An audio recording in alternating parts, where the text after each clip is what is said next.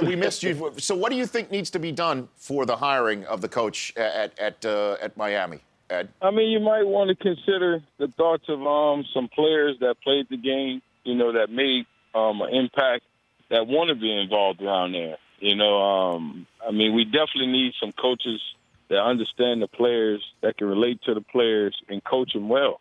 It seemed like there was a disconnection, schematically. I'm just talking football from what I've seen. It just seemed like there was a disconnection, and maybe the kids wasn't being taught as well, or they wasn't taken to the teaching as well. And that seemed to be a problem. How important do you think it is that the next coach have Canes ties and come from the Hurricane family tree, Ed?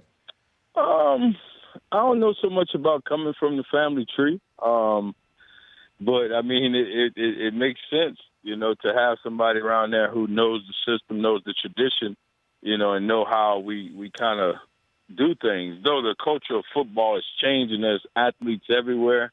You just got to be able to be a relatable coach. A coach that's teaching the kids, how to play football and understand football. I mean, we were having simple things happen. I mean, we're running the same plays on offense.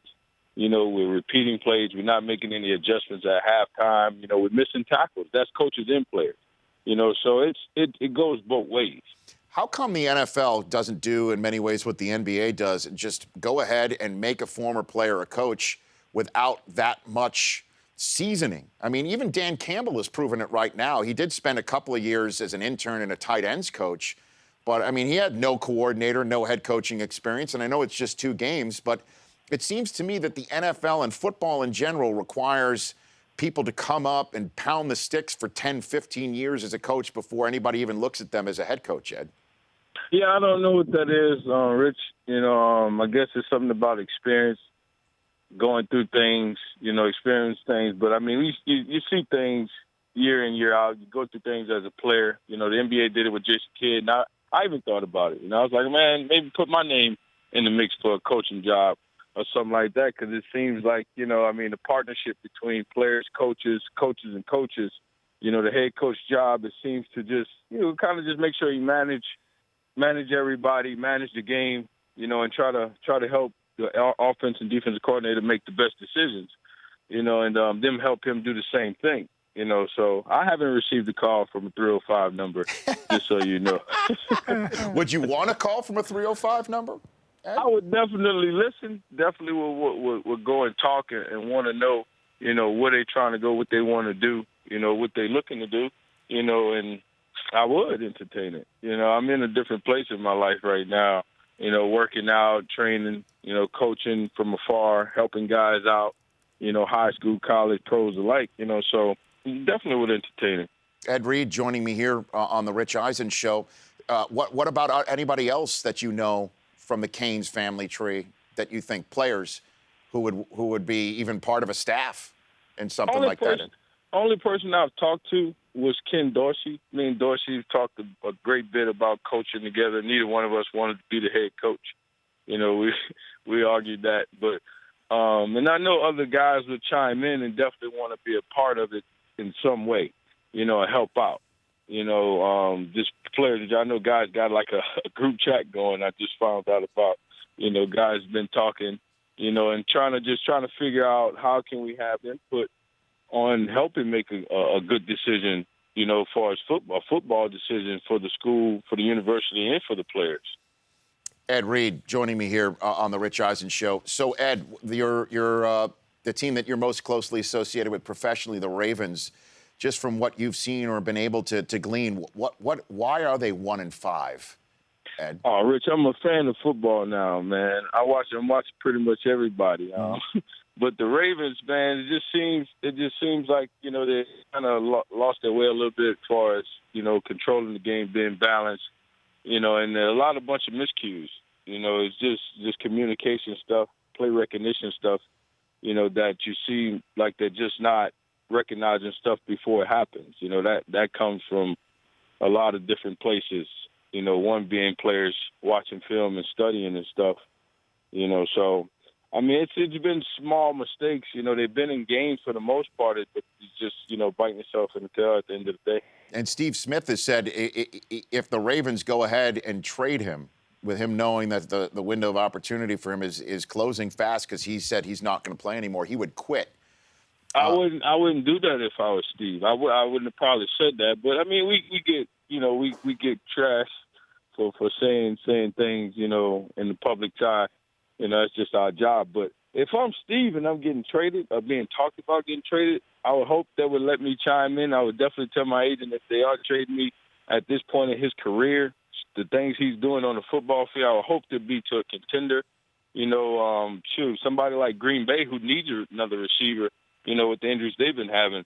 You know, I would hope that he would think like that and, like, you know, and finish up it on a real good note, you know. But I also understand not wanting to go somewhere to another organization. You know, when you've been to other organizations, you know, you just don't want to go through that whole change. It can be a change, you know, to go to a different locker room in a different city. I took it to mean that he just doesn't want to be viewed by anybody on planet Earth as quitting on his teammates. That, like, I'm out. You know, at least, you know, you guys got to stay here, but I've got only 8 more games left, so I'm out. I think that maybe that's what he's thinking, Ed. No? Yeah, I could see that too. I can see that too. But if you want to play, if playing is in your heart, man, send me to somebody who's going to contend. Don't send me somebody who's trying to make a way for the future, and I'm going to have to, you know, coach guys up, and they, you know, really don't have the system to go and do it. Send me somebody who you know, is going to fight for, you know, the championship. You know, they're pretty much going to be making the playoffs. You can see right now the teams are pretty much probably going to be in the playoffs, you know, and fighting for a championship. 9-time. That's the teams that are going to make the playoffs, Right. but definitely won't go farther. 9-time Pro Bowler, 5-time first-team All-Pro, 3-time NFL interceptions leader in a single season. Ed Reed here on the Rich Eisen Show. So the Greg Hardy set 2 yesterday on the sideline. What do you make of it, Ed? Just seeing, obviously, the video, not knowing anything else that was going down on the field like most everybody else. Yeah, I scheduled a tea time when they started playing that game. I wasn't really interested in watching it too much. Mm-hmm. You know, but I did see the video. And, I mean, just from knowing Greg Hardy, a little bit about Greg Hardy, you know, and having the situations he's had, it didn't look good. It never looks good when a player, you know, on the sideline erupts like that. It is an emotional sport, though, you know, and things like that happen. I've seen it before. I've been one of those guys to hype people up, you know, but you kind of overstep your boundaries when you go to putting your hands on people, you know, looking like you're putting your hands on people when you smack the clipboard and stuff like that. You know, and with your history, you don't want that to come up because your history is always going to come back on you, you know, sort of say, you know, with this situation. So, I mean, it looks bad, and it's probably not as bad as it seems, but it looks bad on the video.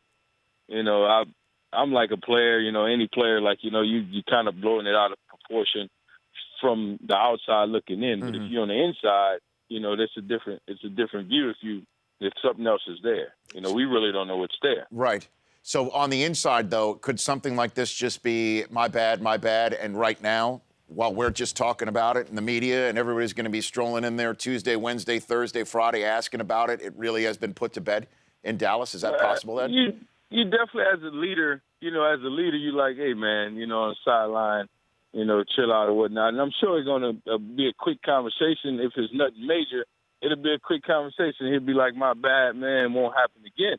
But there's also people who are going to be mindful of, okay, you got to watch it, man. You know, if something like that happened on the sideline, you know, it can become a problem. You know, it can become a problem. That's something that you have to address. But it's an emotional game, man. That's going to happen when guys are fired up and they want to win. They want to win bad. That's just the nature of our sport. You just got to learn how to control those emotions, because at the end of the day, you're a professional. You know, you have a professional job. You are in the public's eye, and you're supposed to carry yourself a certain way. You know, you're not supposed to let your opponents see you like that or see your sideline like that. Because if I'm on the other side and seeing that, I'm like, okay, when I go back out there, they're going to be trying to do something different, and we're going to make a play. You know, and sure enough, that's what happened. Ed, thanks for taking the time. Real quick, I only have 30 seconds. Last question for you. How did you fare with that tee time? What'd you hit? What'd you shoot? Oh man, I What'd you beat my advisor. I hit the ball pretty solid. That's all I can say. Okay. So you could shape it off the tee? Is that what you're saying, Ed? Can you shape it off A the tee? little bit, not really. I'm fading it right now, man. Okay. Sometimes too much. Okay. So I'm a left to right guy, and I'm trying to work that out. Well, Ed, look, I appreciate you taking the call from the 310 area code, and I hope you get the one from the 305. I appreciate Man, it. anytime, man. Can't wait to come to the 310. Come out here. We'll have you in studio anytime, Ed. Thanks for calling in. I appreciate it. All right, Rich, have a good one. There you go. There's Ed Reed wanting a call from the 305. Why not? The Rich Eisen Show, weekdays at noon Eastern. On Audience.